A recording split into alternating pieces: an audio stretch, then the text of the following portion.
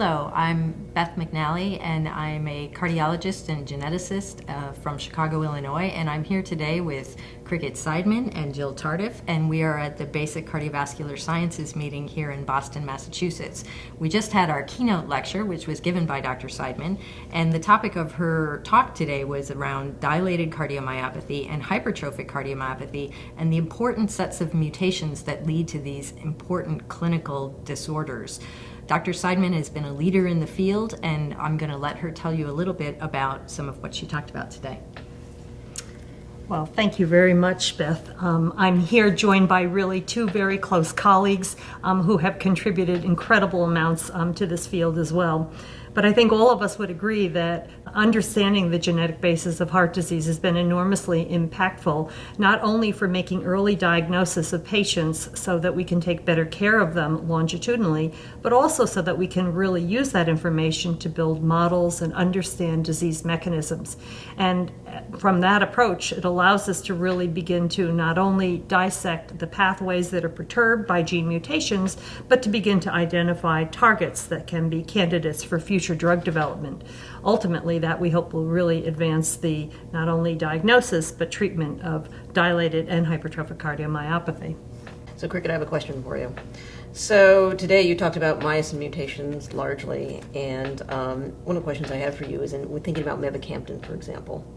Do you see going forward us developing different sorts of small molecule inhibitors or activators depending on the mechanism involved for different subsets of mutations?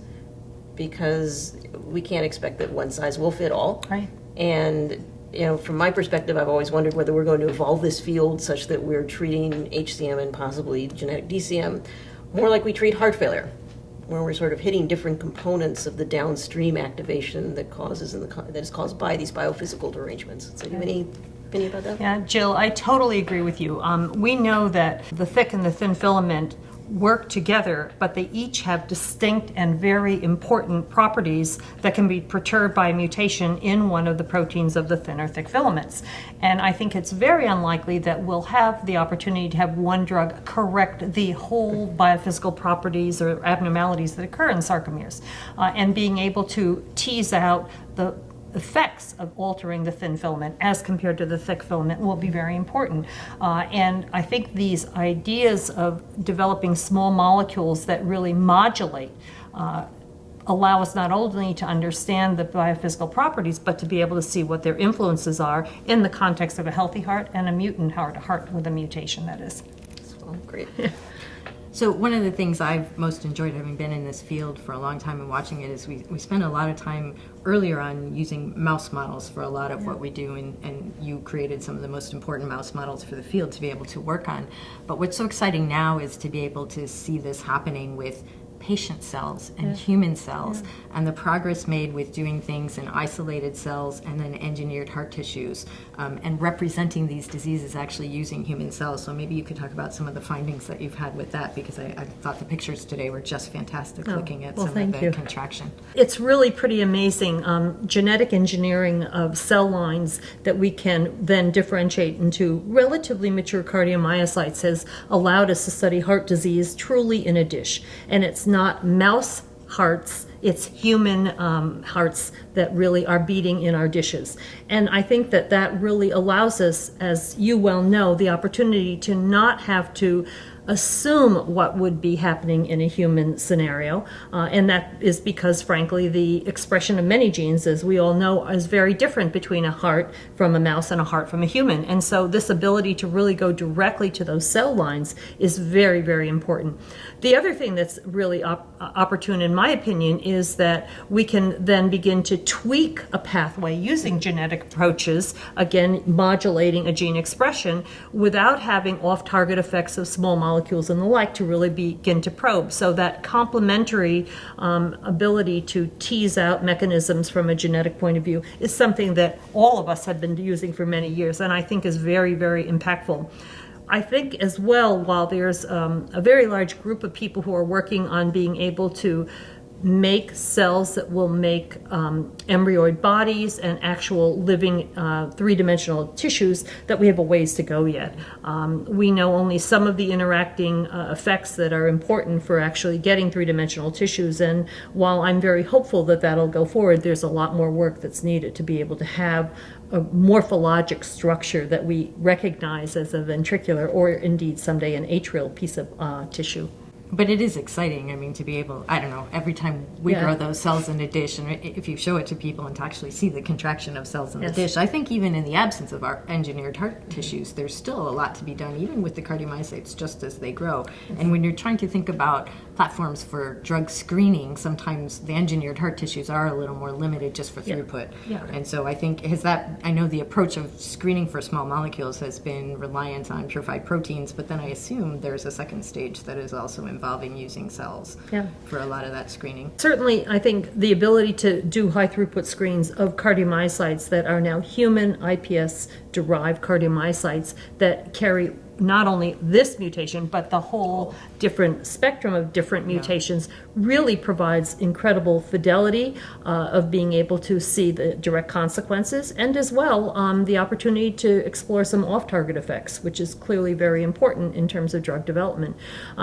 Whether we have enough protein-protein interactions that occur between cells, I think really remains a work in progress.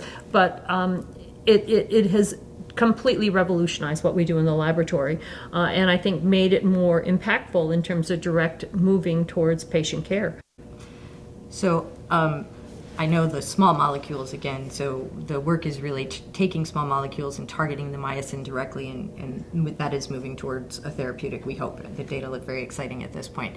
But I know as a cardiogeneticist, I get asked all the time about what about gene editing, and so I'm just going to ask you that. What are your thoughts about how realistic gene editing is for being able to actually treat some of these genetic disorders that we see all the time in patients? Gene editing certainly would be the ultimate therapy. In fact, one could potentially use the word cure, because you could correct a fundamental gene defect. The question then is, how could we make that happen? And there are a number of barriers that I think we all recognize and need to acknowledge. Certainly, if one corrects a mutation before the heart is formed, at the embryo stage, very early embryo stage, you could have the potential to prevent any heart disease from emerging in that particular fetus and ultimately individual. The problem is the off-target effects, and we don't yet know the scope of those, nor do we have a good way of monitoring if they are evolving over time. We can sequence cells, we can look for whether there's an off-target hit that we had not intended to occur, or we can simply wait and see what emerges, and both of those are not very effective ways to know in advance what might have gone wrong despite our best intention. The alternative approach has been obviously to correct the adult heart or the well-formed heart of an individual, and that raises another complexity, whereas we can certainly manipulate a cell in a cell culture dish or a group of cells in a mouse, it's much harder to be able to percolate that effective gene correction therapy across the entire myocardium. This is where, unfortunately, the hematologic system is a lot of advantages, because you can correct a stem cell that then will repopulate all the hematologic lineages that are ultimately being targeted, whereas our heart cells fail to divide in any great extent throughout life, and so we would have to manipulate the genome of every one of those cardiomyocytes, or at least a substantial proportion of them. You know, that being said, the opportunities to address these challenges have never been better. The models now exist to do it in cells, in small tissues, and indeed, I'm sure, in organoids in short order. And I think that we will be seeing advances in that opportunity and that direction. There is no question that the power of that is truly remarkable. The one other hiccup I think it's worth mentioning is that one of the things human genetics has taught all of us is that no two patients have exactly the same mutation. That's right. Even if the phenotype and the disease that we give it is exactly the same, the precise nucleotide difference is very different. And so the challenges for being able to execute this across populations will be, again, really quite substantial. That being said, I think it's worth the effort, and I know many of us are trying. Yes. Yeah. And I think also, the thing to remember is that incrementally, we don't have very many approaches, medical approaches for Right. these patients. So I think even any incremental improvement has a lot of power to really change Yeah. the natural history of the disease, especially when we start treating people in a younger standpoint, Yeah. as opposed to, sort of end-stage treatments. And so I think there's a lot of, even these smaller incremental approaches are going to have a big impact. Right. I would not in any way underplay these incremental advances. I think they're very important and substantive. As you well know, we now, from understanding the genetic substrate for diseases, we recognize a preclinical phenotype. Abnormalities that are subtle that we would not cause disease, but we certainly can recognize as not being what we would expect and usually see in healthy individuals without those mutations. And so that really allows us to be preemptive in Exactly. intervening if we can do so without deleterious effects. The other real challenge, I think, would be the opportunity to know at what point does the heart turn from having a subtle preclinical phenotype to what we know is then the emergence of overt disease. If we could target our therapies right there, we'd have the best of both worlds. I agree with that. I think a lot of this is an interesting aspect of the communication between the basic and the clinical side in terms of great improvements in imaging and biomarkers, and allow us to actually stage the disease, Right. which would really be a great advance for us, because we do now, with the power of genetics, as you just said, we do get genotype positive, phenotype negative. Yeah. They're young. We have a general idea of what their prognosis may be based on their family history, and it's really imperative for us Yes. to do more than to stand by and wait for the phenotype Absolutely. to develop. And I think this is, in many ways, in comparison, for example, the heart failure field, this is a gift that we have. We have this, we know who has the predisposition.